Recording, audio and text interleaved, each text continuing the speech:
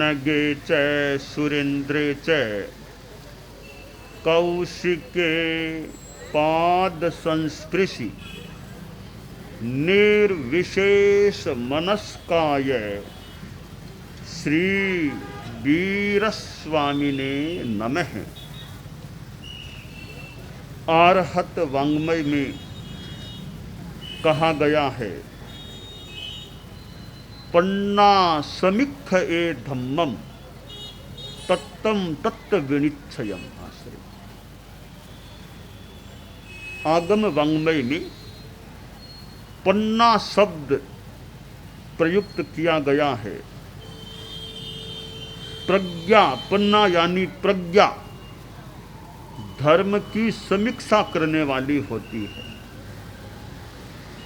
और तत्व का विनिश्चय प्रज्ञा के द्वारा हो सकता है।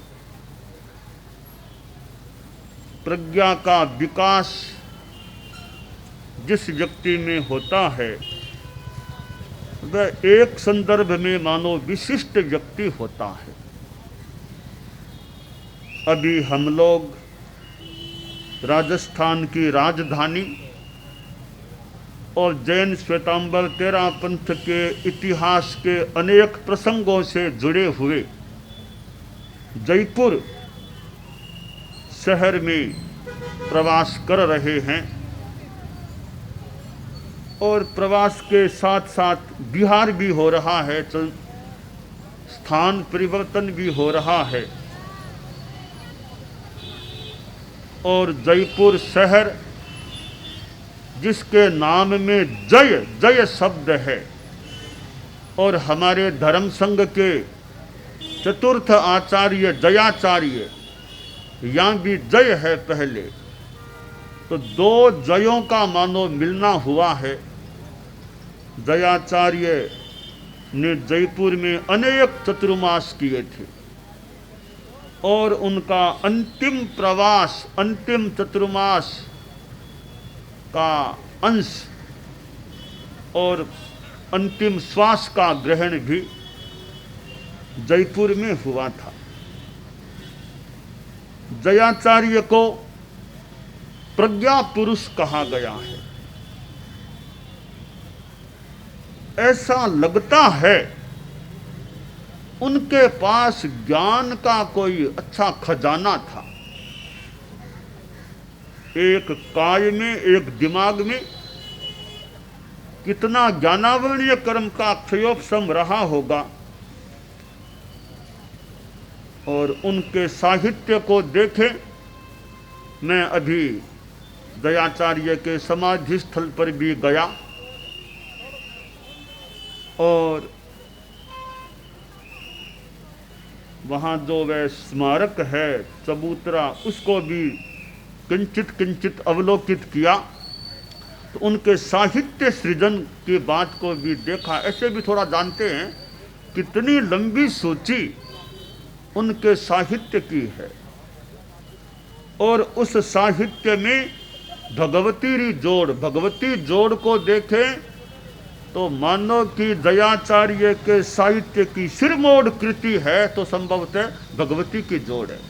इतना विशाल काय ग्रंथ है, उन्होंने तो रचना कर दी और हम तो पूरा पढ़ भी नहीं पा रहे हैं। मानो उन्होंने तो रचना कर दी, हम लोग तो मानो पूरा अभी पढ़ भी नहीं पाए हैं। तो कितना उनका ज्ञान, कैसी उनकी प्रज्ञा प्रतिभा रही होगी। जयपुर एक ऐसा ऐतिहासिक शहर हमारे धर्म संघ के इतिहास की दृष्टि से है जहां अनेक आचार्यों का इतिहास जुड़ा हुआ है। जहां मैं मानकगणी के स्थान पर भी, जन्म स्थान जो बताया गया वहां भी गया, तो जहां हमारे छठे आचार्य श्री मानकगणी का जन्म हुआ, तो एक जन्म से जुड़ा हुआ स्थान भी जयपुर में है। फिर हम दीक्षा की बात करें तो दयाचार्य की खुद की दीक्षा के प्रसंग से जुड़ा हुआ भी यह शहर है। और ऐसा स्थान कि भारमल जी स्वामी ने मानो लगभग एंटियम फरमा दिया कि दीक्षा देने मुझे नहीं जाना, रायचंद तुम जाओ।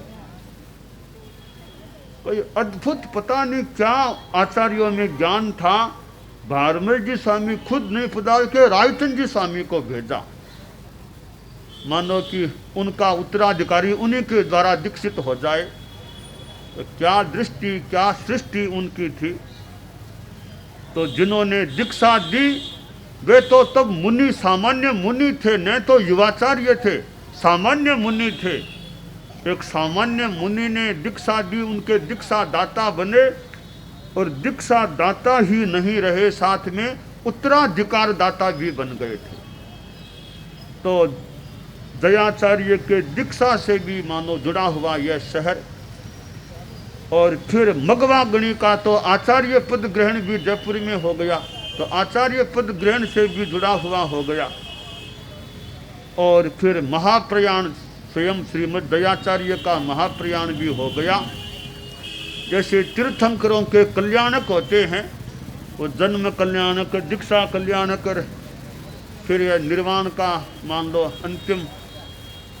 तो हमारे यहाँ भी कल्याणक शब्द को काम लें न लें, परंतु आचार्यों से जुड़े हुए जन्म का प्रसंग, दीक्षा का प्रसंग, आचार्य पद ग्रहण का प्रसंग और महाप्रयाण का प्रसंग, ये चार प्रसंग जो आचार्यों के हैं वे जयपुर के साथ जुड़े हुए हैं।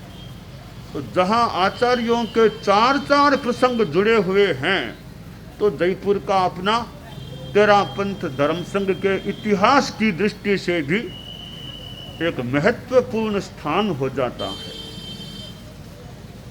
तो चतुर्मासों की दृष्टि से तो अनेक आचार्यों ने यहाँ चतुर्मास अतीत में किए हैं। मैं स्वयं साक्षी हूँ आचार्य महाप्रज्ञ जी के चतुर्मास का। तो उन्होंने यहाँ अणुविभा में चतुर्मास किया था।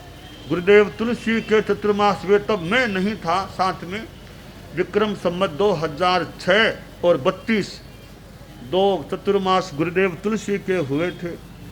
तो ये तो निकट अतीत की बातें हैं। दयाचार्य ने खुद ने, ऐसे पुराने आचार्यों ने भी। तो श्रीमद दयाचार्य से जुड़ा हुआ यह समाधि स्थल का स्थान साधना का प्रज्ञापीठ। दयाचार्य बालावस्था में दीक्षित हुए थे और मुनि श्री हेमराज जी स्वामी के पास उनको रहने का मौका मिला। मैंने पहले भी कहा था, वे अगवानी मानो धन्य हो जाते हैं जिनका सहवर्ती तेरा पंथ का सरताज बन जाता है। तो हेमराज जी स्वामी इस माने में धन्य हो गए, मानो कि उनके विद्यार्थी मान ले दयाचार्य, तो तेरा पंथ के आचार्य बन गए। और स्वयं हेमराज जी स्वामी भी एक बहुत ऊंची कोटि के कोई संत थे। तभी तो मानो भिक्षु स्वामी ने फरमा दिया कि भारमल तू भागी है, अभी तो मैं हूँ, फिर ये हेमरा तैयार है। हेमरा है, कोई कठिन चर्चा का काम पड़े इसको आगे कर देना। ऐसे हमारे मुनिश्री हेमराज जी स्वामी और उनके मानो विद्यार्थी रहे हुए दयाचार्य। हेमराज जी स्वामी भी भागी थे, दयाचार्य जैसे उनको विद्यार्थी संत मिले थे, सहवर्ती संत मिले थे। दयाचार्य तत्ववेत्ता व्यक्तित्व थे, वे अध्यात्मवेत्ता व्यक्तित्व थे और विधिवेत्ता, अनुशासन विधि को प्रयोग में लेने वाले मानो आचार्य थे। अनेक विशेषताओं के पुंज श्रीमद दयाचार्य थे। आचार्य भिक्षु के पास कितना ज्ञान था, उनके अपने सिद्धांत, और दयाचार्य मानो भिक्षु के अवतार। एक स्थूल भाषा में कह दें, भिक्षु के अवतार थे। इतना ज्ञान, उनसे मिलते जुलते अवस्था दोनों की करीब करीब समान, इठंतर दोनों का उम्र भी लगभग समान उम्र के थे। दोनों ही मारवाड़ से जुड़े हुए थे। दोनों ही वो रोयट और कंटालिया बहुत दूरी नहीं आपस में। दोनों ही वर्तमान में पाली जिले के क्षेत्र हैं। तो दोनों में कितना साम्य था। तो आचार्य भिक्षु से साम्य रखने वाले श्रीमद् दयाचार्य थे, और संभवतः कुछ अंशों में दयाचार्य से साम्य रखने वाले आचार्य तुलसी भी थे। वे भी कुछ अंशों में दयाचार्य से साम्य रखने वाले थे, यानी संघ में नए नए आयाम और दयाचार्य ने किए, आचार्य तुलसी ने भी किए थे। तो ऐसे परम पूज्य दयाचार्य से जुड़ा हुआ यह स्थान यहाँ आना हुआ है।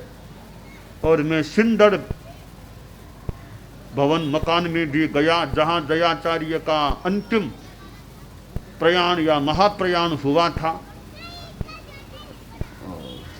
मानगणी के स्थान में भी, जन्म स्थान में भी जाना हुआ। तो यह जयपुर का जो शहर का स्थान है वो हमारे आज पूर्वाचार्यों के प्रसंगों से आगे, तो नया शहर तो पुराना जो एक जयपुर का हिस्सा है वो हमारे पूर्वाचार्यों के इतिहास से मानो काफ़ी जुड़ा हुआ हिस्सा है। और जयपुर के शहर में मिलाप भवन भी गए, वहाँ आसपास हमारे कितने पुराने श्रावकों के स्थान, मुनि श्री पूनम चंद जी स्वामी के प्रवास का स्थान, और फिर कितने तत्वज्ञ श्रावक जयपुर में तैयार हुए होंगे। तो ऐसा यह जयपुर शहर जहाँ हमारा अभी भ्रमण और प्रवास हो रहा है, और फिर यह बल्दिया कॉलोनी में भी आज प्रवास करना है, सागरमल जी बल्दिया से जुड़ा हुआ स्थान भी। तो कुल मिलाकर के हमारे में भी तत्व ज्ञान का, सिद्धांतों के ज्ञान का, वो चिंतन मनन का विकास होता रहे। और हम सभी हमारे पूर्वाचार्य दयाचार्य, इधर मानक गणी, मगवा गणी, तीनों एक साथ, दयाचार्य मगवा और मानक संलग्न तीन आचार्यों से जुड़ा हुआ यह मुख्यतया प्रसंगों से जुड़ा हुआ शहर है। तो हमारे भी हमारे पूर्वाचार्यों के गुणों का विकास होता रहे, हम साधना में आगे बढ़ते रहें। तो दयाचार्य जय हो कल्लू सुत जग में विस्तृत, जय महाराज री विजय हो, जय महाराज, जय महाराज री जय हो कल्लू सुत जग में विस्तृत, जय। तो आचार्यों से जुड़ा हुआ स्थान और मेरे दीक्षा प्रदाता श्रद्धेय मंत्री मुनि श्री सुमेरमल जी स्वामी से भी जुड़ा हुआ यह जयपुर हो गया, जहाँ मुनिश्री ने अंतिम प्रयाण किया था, महाप्रस्थान किया था। वह अनुविवाह का स्थान और पास में मुनिश्री का वो स्मारक का स्थान। वह हमारे मुनियों में देखें तो मंत्री मुनिश्री भी एक हमारे धर्म संघ के एक वरिष्ठ मुनिप्रवर थे, जिन्होंने 4 को दीक्षाएं दी थी। वर्तमान में संभवतः कोई भी साधु ऐसा नहीं मिलेगा जिसने 4 बालकों कहते पुरुषों को दीक्षा दी हो, ऐसे मुनिश्री थे। तो उदित कुमार जी स्वामी विराजे ही हैं। मेरी और आपकी दोनों की, हमारी तो साथ में ही दीक्षा हुई थी। आप मेरे से सीनियर होते हैं, वैसे रोल नंबर में दीक्षा क्रम में हैं। हाँ, उनके द्वारा बाद में और 2 मुनि अनंत कुमार जी, मुनि ज्योतिर्मय कुमार, ये भी अभी जयपुर में ही हैं, मुनिश्री के साथ में ही है उदित कुमार जी स्वामी के। 4 की वो दीक्षा देने वाले थे। तो ऐसे श्रद्धेय मंत्री मुनिश्री से भी जुड़ा हुआ जयपुर हो गया। तो मुझे मुनिश्री के स्थान में भी जाने का, प्रवास करने का, रहने का वहाँ मौका मिला। तो मैं श्रद्धेय मंत्री मुनिश्री का भी बड़ी श्रद्धा और सम्मान की भावना के साथ स्मरण करता हूँ। तो हम सब में अच्छा विकास होता रहे, यह काम्य है। दानान शठम अभय पयाणम सच्चे सुया अणवज्जं वयंती, तवे सुया उत्तम बंभचेरम लोगुत्तमे समणेनाय पुत्रे।